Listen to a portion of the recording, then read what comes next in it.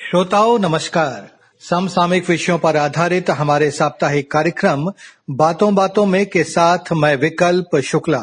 श्रोताओं, देश के कई राज्यों के साथ ही छत्तीसगढ़ में भी इन दिनों कोरोना संक्रमण के मामले तेजी से बढ़ रहे हैं। पिछले कुछ दिनों के दौरान ही इनमें कई गुना बढ़ोतरी देखी गई है। इन मामलों के तेजी से बढ़ने की वजह क्या है, कोरोना की इस तीसरी लहर में संक्रमण के लक्षण क्या हैं और इससे किस तरह से बचा जा सकता है, इन्हीं सब बातों को जानने के लिए आज हमारे साथ हैं प्रदेश के वरिष्ठ चिकित्सक और रायपुर स्थित डॉक्टर भीमराव अंबेडकर शासकीय मेडिकल अस्पताल के क्रिटिकल केयर विभाग के प्रभारी doctor O.P. Sundarani. Doctor Sundarani नमस्कार, हमारे इस कार्यक्रम में आपका स्वागत है। नमस्कार Vikalp ji and thank you for inviting me. जी डॉक्टर साहब, हम सबसे पहले ये जानना चाहेंगे कि कोरोना या कोविड-19 की ये जो तीसरी लहर आ गई है, तो ये जो पहली दो वेव्स थी, जो पहली दो लहर थी, उससे किस तरह से अलग है। और इस बार हम ये देख रहे हैं कि संक्रमण के मामले बहुत तेजी से बढ़ रहे हैं और सिर्फ कुछ दिनों में ही न सिर्फ छत्तीसगढ़ बल्कि देश के दूसरे राज्यों में भी कई गुना बढ़ोतरी देखी गई है। जी देखिए, ये जो वेव है ये दो तरीकों से डिफरेंट है अगर हम सेकेंड वेव से कंपेयर करें। जी, पहला आंसर तो आपने दिया कि संक्रमण बहुत ज्यादा तेजी से फैल रहा है। ज्यादा फैल रहा है मतलब डबलिंग टाइम हमारा बहुत कम है।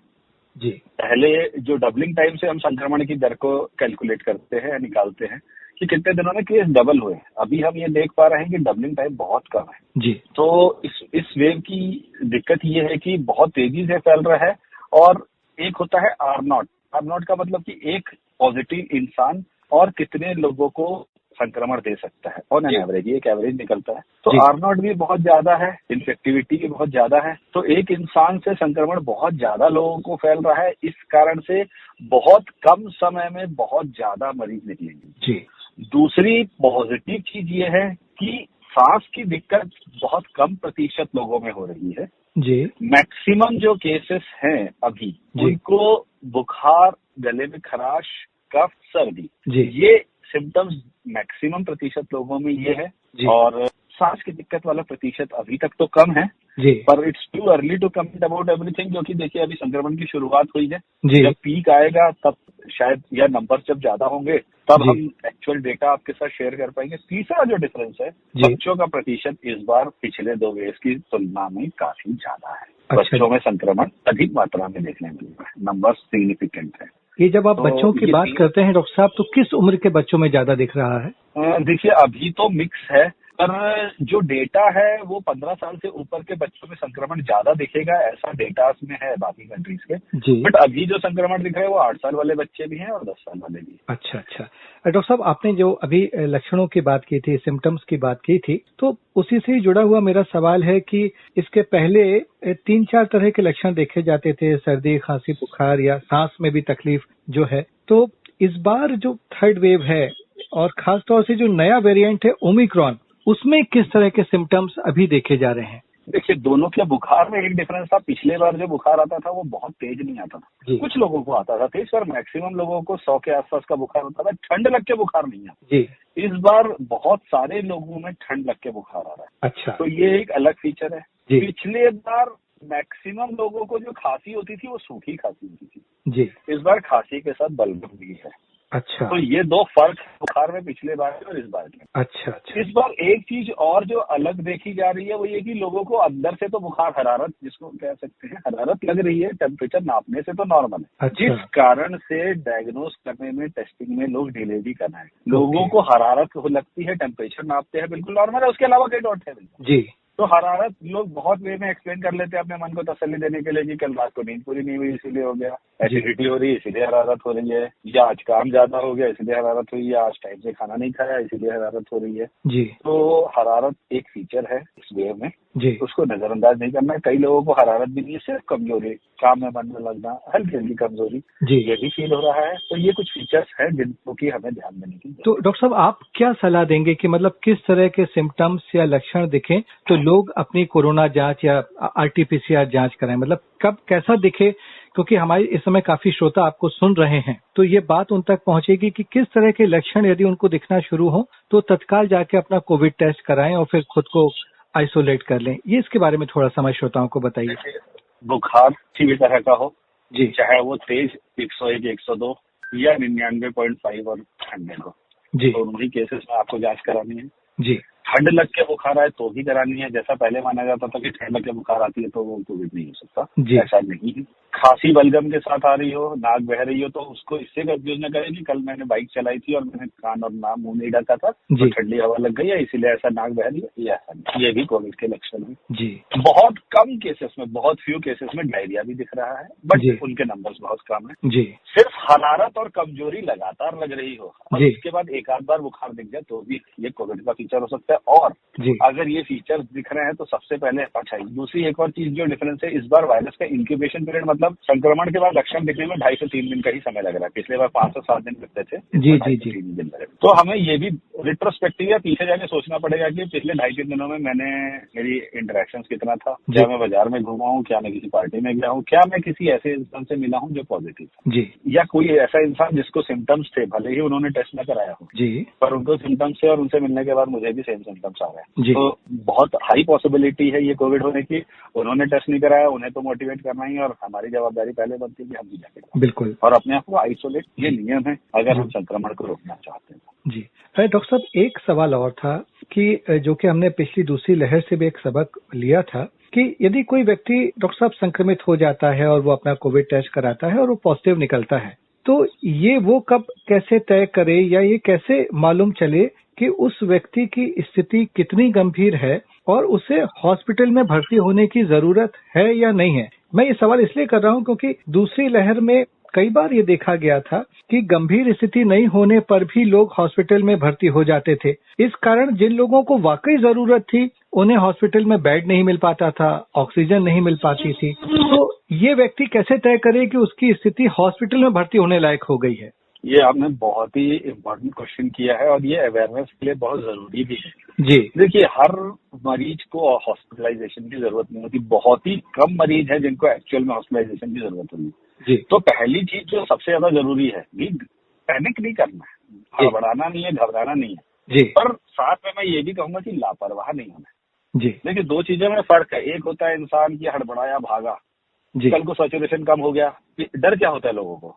जी, तो पिछली बार बेड नहीं मिल रहे थे, इस बार कम में ही भर्ती हो जाता हूँ, क्या पता 3 दिन बाद ऑक्सीजन लेवल कम हो जाए और मुझे बेड न मिले। जी, देखिए, ऐसा नहीं है। व्यवस्थाएं, इंतजाम पिछले बार से और भी बेहतर है। जी, नंबर्स, बेड्स, ऑक्सीजन की सप्लाई पिछले बार से काफी ज्यादा मजबूत है। जी, तो ऐसी स्थिति तो शायद न आए। जी, दूसरा, लापरवाही नहीं करने का मतलब ये नहीं है कि 98 और 99% लोगों को तो हॉस्पिटल की जरूरत नहीं पड़ रही तो मुझे भी नहीं पड़ेगी, तो जी, ये लापरवाही नहीं करनी। जी, आज भी जो डेथ्स देख रही है, भले नंबर्स कम है पर जो डेथ्स दिख रही हैं, जी, उन डेथ्स को हम जो एनालाइज करते हैं, डेली ऑडिट करते हैं डेथ्स को, जी, उसमें बहुत सारी डेथ्स आज भी वो है जब वो हॉस्पिटल पहुंचे तो उनका ऑक्सीजन लेवल बहुत कम था और वो पिछले 8-9 दिन से बीमार थे।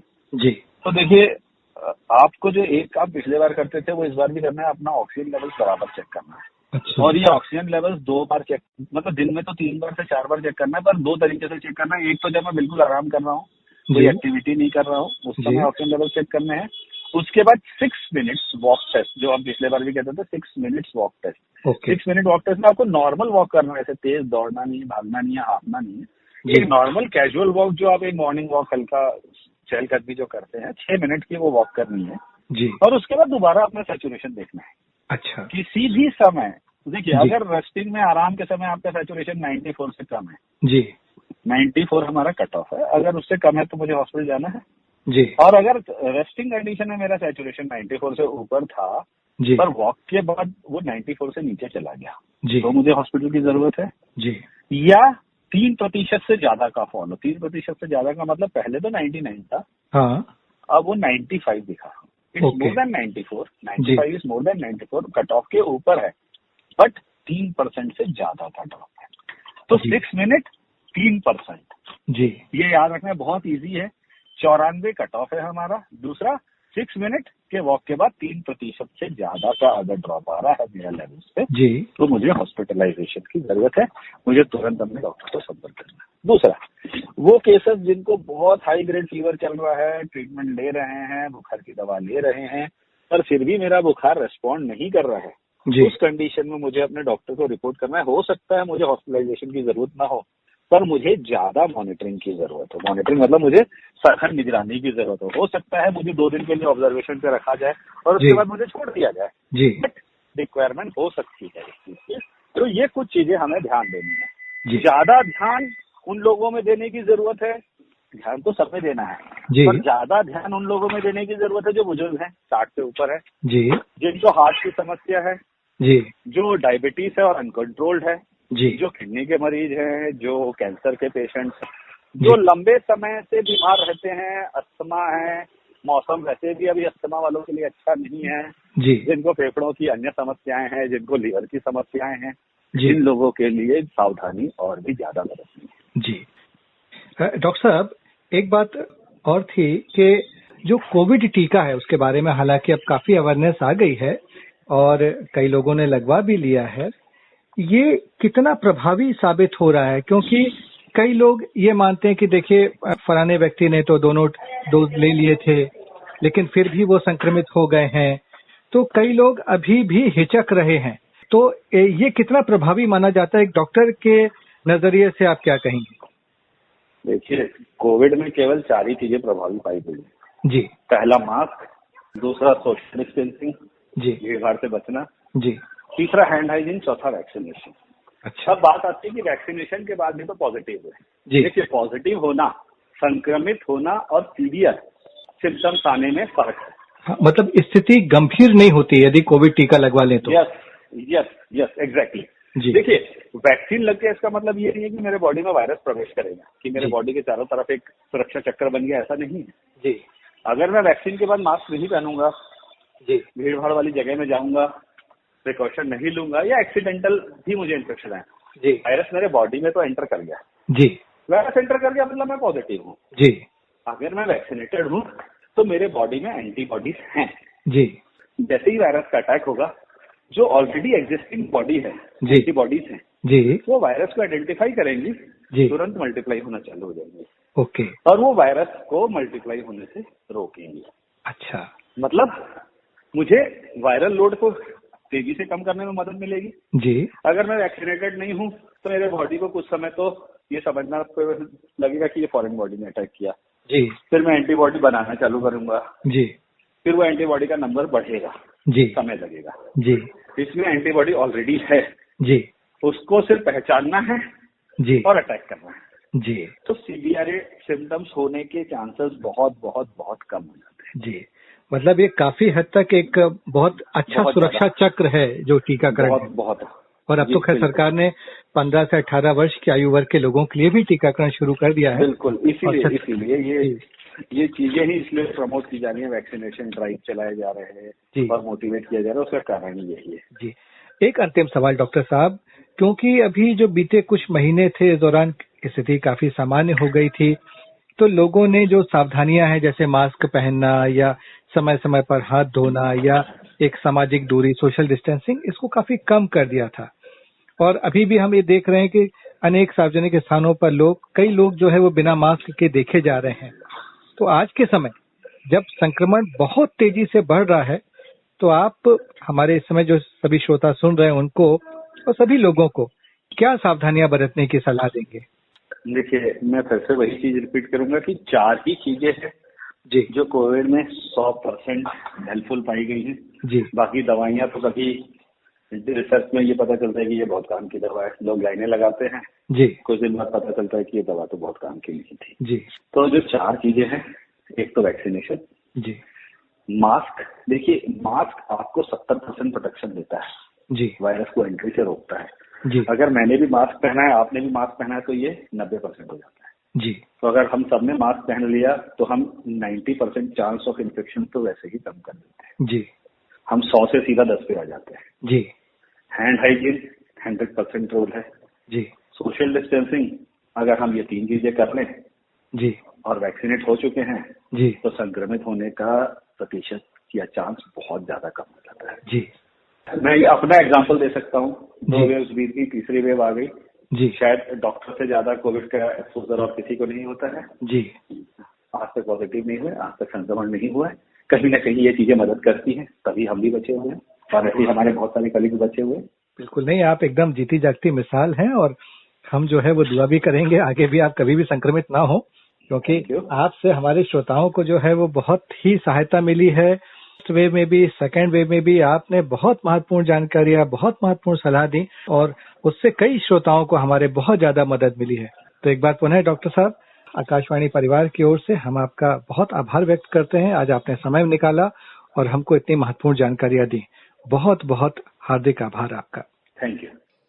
तो श्रोताओं, उम्मीद है कि आपको हमारे इस कार्यक्रम के माध्यम से अनेक उपयोगी और महत्वपूर्ण जानकारियां हासिल हुई होंगी और हम भी आपसे उम्मीद करते हैं कि आप कोरोना संक्रमण से बचने के लिए तमाम सावधानियां बरतेंगे और आप तथा आपका परिवार इस संक्रमण से बचा रहेगा। तो अब हम आपसे विदा लेते हैं। नमस्कार।